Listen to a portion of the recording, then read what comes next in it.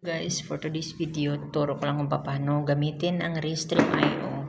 So, itong Restream.io kasi is, ano siya, maganda dito kasi maraming tao, maraming nanonood, mga iba't ibang lahi. So, makukuha mo agad yung kailangan ni Lolo.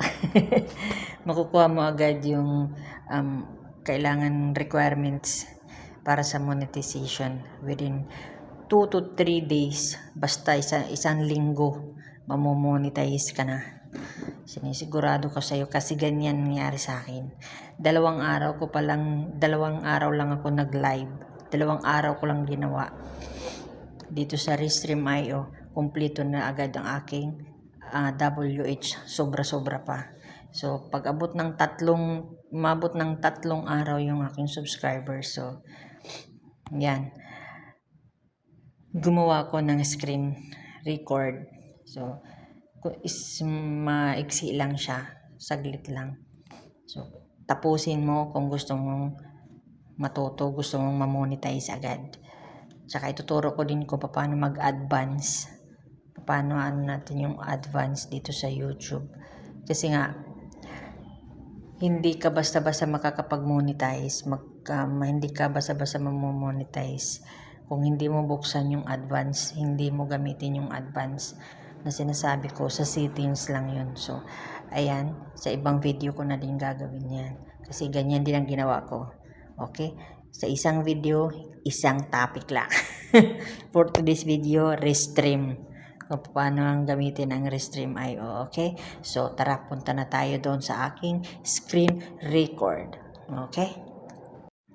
Ayan, dito tayo sa ating screen. Makikita natin yung Chrome. Hanapin natin yung Chrome. Click natin. Tapos, i-search natin yung Restream.io. Restream.io siya, guys. Mabilis dito ang subscribers tsaka watch hour. Try nyo to, guys. Promise.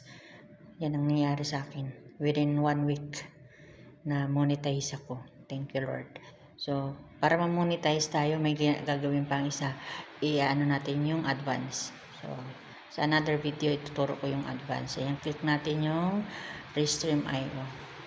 Ayan, dapat ganitong logo ang makikita nyo. Meron kasing Restream na ibang logo ang nalabas. So, itong last na aking video.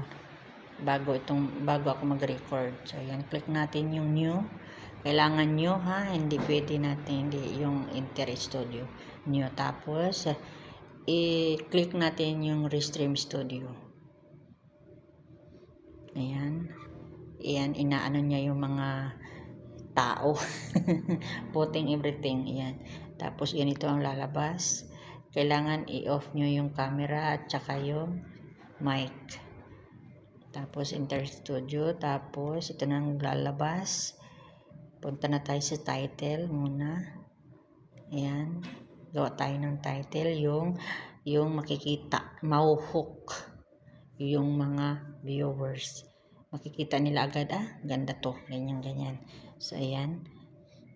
Tapos, punta tayo. Inuuna ko muna itong title tsaka yung channel kasi parang nagpapaulit-ulit ako ng lagay pag inuuna ko yung mga iba sa baba. So, ayan. Kung wala pa kayong, hindi pa naka-registered yung, nyo, yung channel nyo, click nyo lang yung YouTube, tapos registered nyo lang yung YouTube account nyo dito. Para yan lumabas. So, ayan. Yung description ko lang is #ASMR. Tapos, category. Hanapin nyo lang yung ito siya. Saan na yun?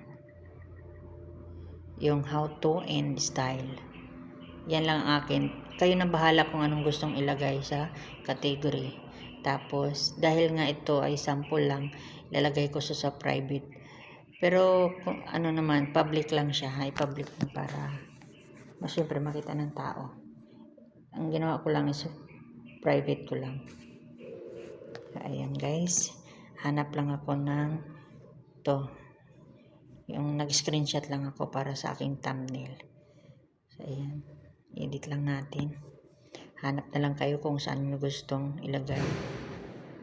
So, ayan. Sure stream watermark. Wala pa kasi akong pang upgrade. Kaya, tiyaga lang muna sa may watermark. So, ayan. Click na natin. So, ayan, diba? Ayan, no? Nag-ulit kasi ako. Ayan. Ano natin ulit.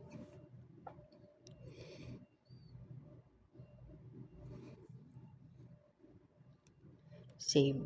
I-save lang natin para dadali na tayo doon sa ating live. So, ayan, mag-start na tayo. Ito, maglagay na tayo AdSense. Ito muna tayo sa AdSense. Bahala na kayo sa akin, pronunciation is hindi maganda. Bisaya man. Tapos, punta tayo sa AdSource. Video. Ayan, ito yung mga na-upload ko na, nagamit ko na yan siya. Ibig sabihin, nagamit ko na yan. Kung gusto nyo ng kung wala pa kayong na-upload, punta lang kayo dun sa upload video. So, ayan guys, nag-start na siya. Ayan, kailangan nyo lang kasi 1 minute lang siya. Siyempre, alam nga naman 1 minute ka lang mag-video. Para magpaulit-ulit lang siya, loop video mo. Click mo yung 3 dot sa taas, tas loop. Yung pinakauna, yun, click nyo lang yan. So, dahil nga, sample lang to, hindi ko siya i-go live. Pag gino-live nyo yan, pindutin nyo itong yan, yung message para makapag-reply kayo sa makita nyo yung sino yung nagko-comment. So, dahil hindi ko pinindot yung go live, hindi siya visible. Pero pag naka-live na kayo, magiging visible yan. Click nyo yan na pangalan nyo, Jobelinda Gaynod. Yung pangalan nyo dyan kung ano. So, ayan lang guys. So, kung nagustuhan nyo guys, please subscribe, like, and share. Thank you for watching. Yun lang.